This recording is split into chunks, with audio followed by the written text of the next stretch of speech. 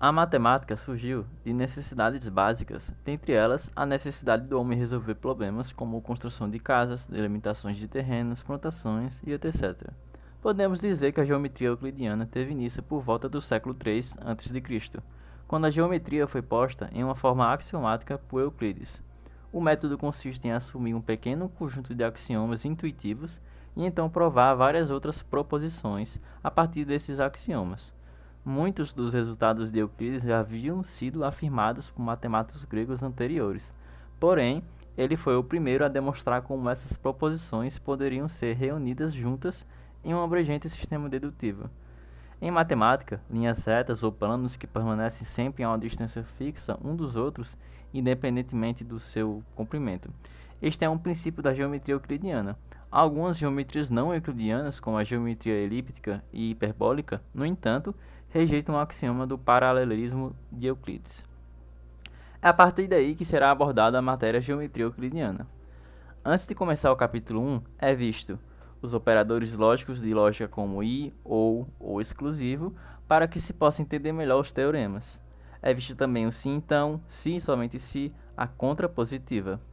É visto também os métodos de demonstração, que são as condições necessárias e suficientes, a negação, os quantificadores existe e para tudo.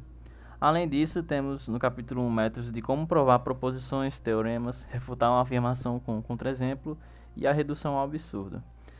Bem, é visto os conceitos básicos da matéria para poder abordar os axiomas no capítulo 1 também. É abordado as entidades primitivas do plano, que são os pontos e as retas. Em seguida será explicado o que são os planos, retas e pontos. Apenas será abordado no capítulo 1 os axiomas de incidência e de ordem.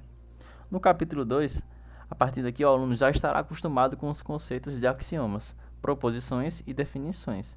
Dessa forma, será abordado neste capítulo os axiomas sobre medições de segmentos. Dentre esses axiomas está o axioma que define um par de pontos a um módulo de um número, a correspondência bionívoca entre pontos do plano com os números reais e a consequência de um ponto estar entre outros dois pontos. No capítulo 3 será visto, nesse capítulo, os axiomas sobre medição de ângulo.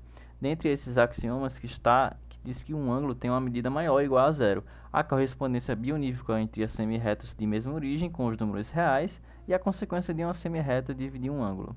No capítulo 4, por fim, será visto os axiomas sobre congruência de triângulos. No capítulo 4 está o axioma de congruência do caso lado, ângulo, lado, teorema do caso de congruência ângulo, lado, ângulo e o teorema do caso de congruência lado, lado, lado.